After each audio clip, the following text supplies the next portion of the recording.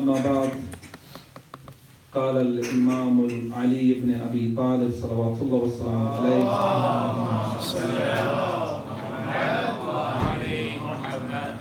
وإن كان سبحانه أعلم بهم من أنفسهم ولكن لتظهر الأفعال التي بها يستحق الثواب والعقاب. صدق إمامنا صلى الله عليه محمد وآل محمد.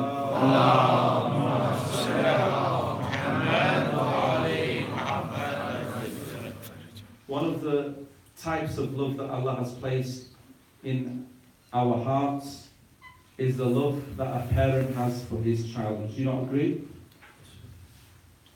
And so this occasion must be, as it is every year, very, very painful for the parents of Naveed Naqvi, who passed away a few years ago. May Allah subhanahu wa ta'ala have mercy on his soul. And so our condolences, our love goes out to the family members, to Brother Ali Akbar and his family, because surely this is a pain that never subsides. But it gets easier as more and more of us gather and remember and we hold such gatherings. The evidence of this love that Allah has placed in the hearts of a parent, there are many examples that we find. For example, we are told, and we find in history, that Nabi Adam alayhi salam and his wife Hawa, they mourned the death of their son for so many years that their tears became streams. And we also know that Rasul Akram sallallahu alayhi wa sallam,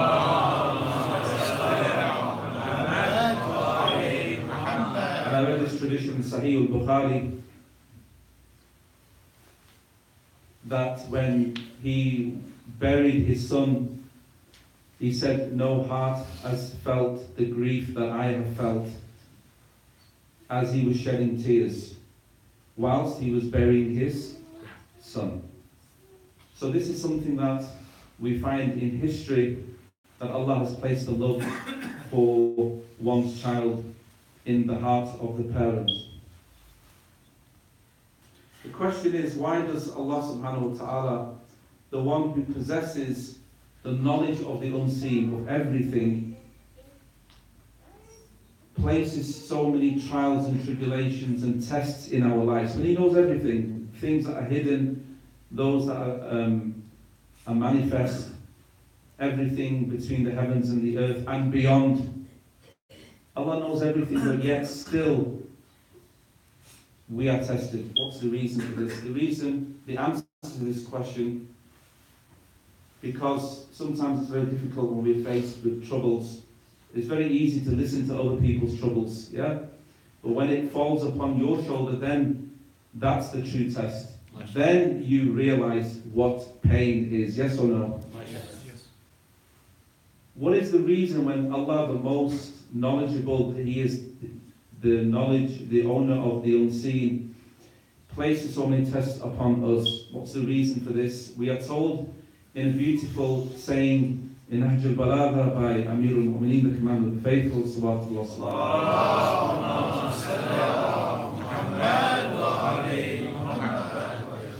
He says, وَإِنْ كَانَ سُبْحَانَهُ أَعْلَمَ بِهِمْ مِنْ أَنفُسِهِمْ. Although Allah is more aware of what we know about ourselves. Allah knows more than we know ourselves. Everybody says, we live in a time where we say, nobody knows you better than yourself, yes? Even we've all said this, even I've said this to many people, that you know yourself. I say to my students, you know yourself better than, nobody knows you better than yourself. But here, Amir al-Mu'mineen alayhi salam tells us that Allah is the one who knows us better than we know ourselves. Min anfusihim. And then, وَلَكِنْ لِتَظْهَرَ الْأَفْعَالُ الَّتِي بِهَا يُسْتَحَقُّ الثَّوَابُ وَالْعِقَابُ. Although Allah is more aware of their souls than that they themselves, He tries them so that their reward or punishment becomes clear. It's very interesting this. Why does He test us? so that the reward or the punishment becomes clear. Let me give you an example. Those of you who've seen the program Who Dares Wins. Anyone see that program? No? Well, it's about the SAS and the training of the SAS. To become an elite special force soldier, you're put through the paces.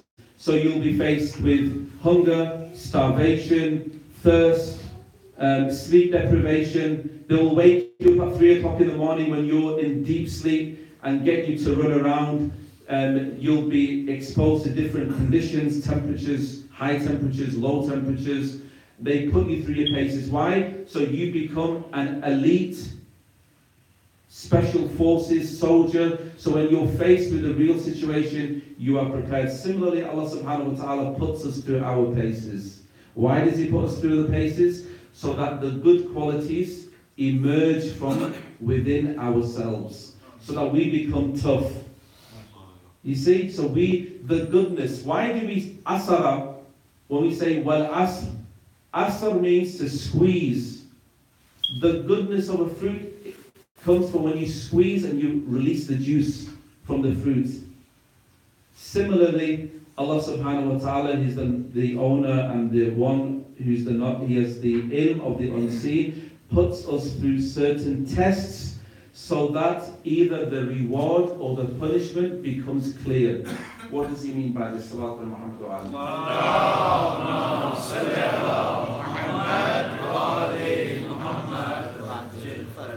The problem is in our society, in our communities, is that we know the mashiach of Allah, astaghfirullah wa atubu ilayh, especially our women.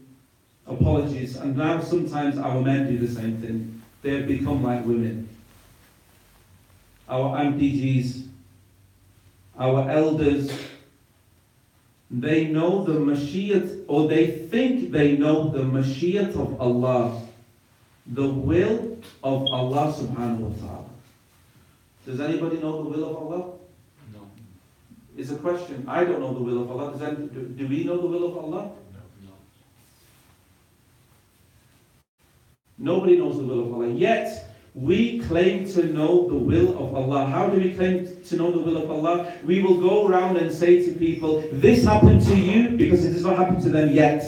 Yet. It can happen at any time. Death can descend upon anyone at any time. Yet, we will stand even when it's the janazah of somebody and we would say through this mouth of ours that this thing happened to this person because it was a punishment from Allah. Who am I? Who do I think I am? I'm sat on the minbar, very careful what the words I choose. Who do I think that I am, that I can go around and judge other people? How dare I say that this happened to you because it's a punishment from Allah subhanahu wa ta'ala? Who am I to think this? And yet, we go round, we never use words of comfort. How many? Try it. Try this. Go and say something sweet with this mouth. Say something to somebody to lessen their pain. Use your words because words have meanings. Meanings produce feelings. Feelings produce actions. Feelings can also produce du'as from the heart. So when you say some beautiful words to somebody, words of comfort, words of praise, you hear somebody's done good, you praise them. You hear somebody's not well, he's poorly, you go and do iyada, you go and say some words of comfort. When those words leave your mouth, they produce emotions in the heart of the person. When those emotions stir up in that person's heart and soul, they will make dua for you. When the dua is made from a person who is ill, there is no hijab between that person and Allah subhanahu wa ta'ala. And yet we go round and we use this mouth, or we'll use social media to say all sorts of things about people. Because I know the mashiach of Allah, I know the will of Allah, I know what Allah thinks. How dare I even think this? And if you are one of those first people, and I remind myself before I give advice to myself, before I dare to give advice to anybody else. Who am I? I'm like you. How dare I give advice to anyone before I give advice to myself and my family? That I need to think very, very carefully. Whenever I speak, I've got to think that will these words lift somebody's spirits or will it destroy somebody's spirits? Will these words save me at the time when Malakul Maut descends to take my soul? Or will it destroy me in the Alam al-Barzakh?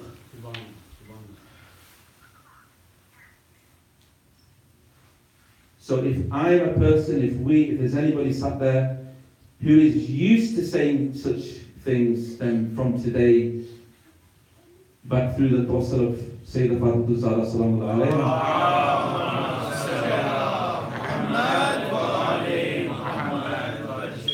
Because this is the Ayam Fatimiyya, yes?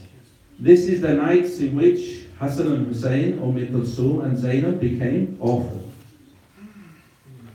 So, we pray to Allah through the tawassul of these holy personalities that Allah subhanahu wa ta'ala protects me and my mouth, that I used to abuse people, that I used to hurt people. Before we speak, we should think, are the words that I'm gonna say, are they truthful? Are they honest? Will they inspire? Are they kind? And if they don't inspire somebody, if they're not kind, if they're not truthful, if they are needed, then say it. If they're not needed, then we should stay silent, because nobody knows the Mashiach of Allah. If we don't know the Mashiach of Allah, unless somebody can claim that they know the Mashiach of Allah, because only we find one hadith in which we are told that the Ahlul Bayt are the will of Allah subhanahu wa ta'ala. Nobody here can say that we are the will of Allah, we know the will of Allah. If we don't know the will of Allah, then we should remain silent. Because we never found Lady Fatimah Zahra gossiping. We never found Lady Fatimah Zahra saying malicious words or saying something that would upset people. Because this woman, we find, would be busy doing what? Praying to Allah, serving people, teaching Quran and du'as and munajat, mashghul in the zikr of Allah. So, if we have so much time, you see, this is why she was never found gossiping, because she never had time, because she was busy doing the work of Allah. When we are busy doing the work of Allah, we are not concerned about other people and gossiping and spreading gossip with other people, about other people.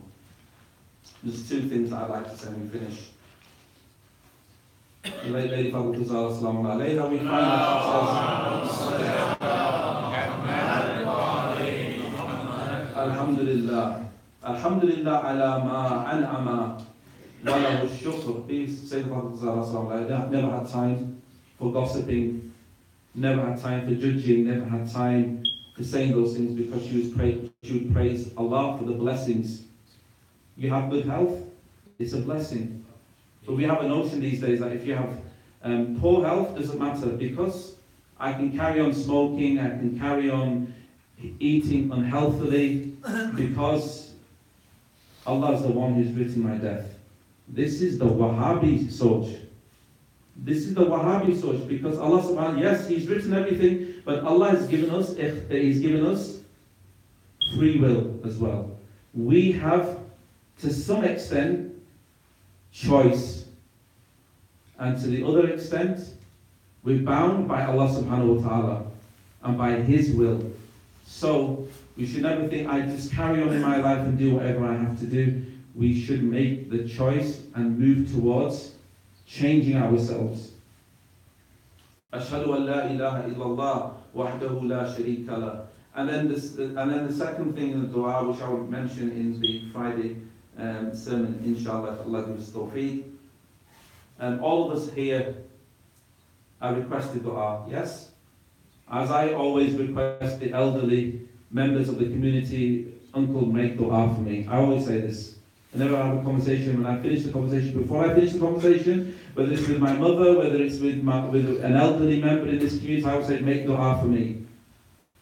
Imam Hassan, this is we should learn from the life of Abu Zahra. That's where we finish. Hassan says he says, I witnessed my mother praying from night till tahajjud. Mum, you pray for everybody, but you're not mentioning anyone from our house? What did she say? Ya bunayya, al-jaru thumma ad-dar. First your neighbours, then for yourself.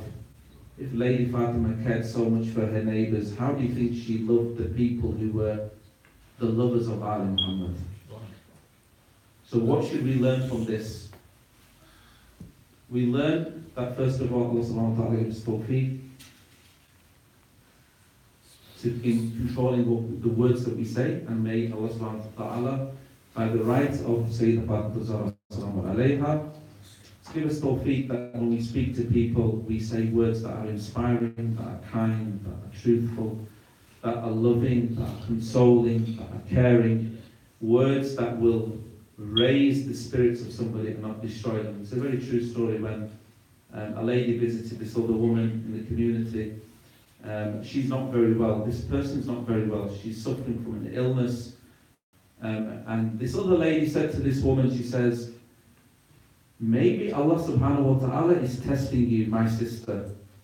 And she started to cry. You know what she said? You are the first woman who said to me, a woman says to another woman, you're the first woman who said to me that maybe this is the test of Allah. Every single woman that I have met so far, it said, Allah ki taraf se saza tumhe mili.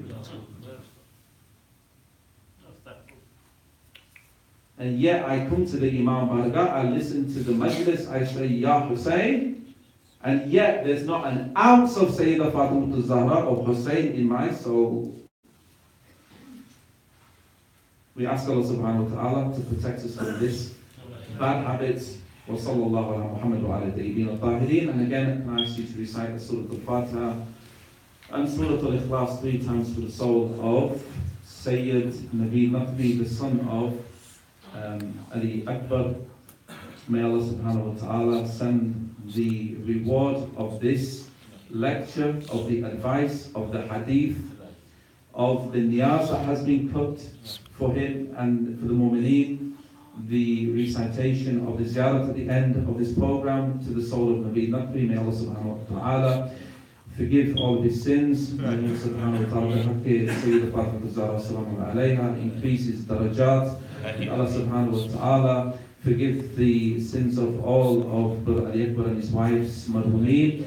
May Allah subhanahu wa ta'ala bless all of our marhumeen with the Surah Al-Fatiha.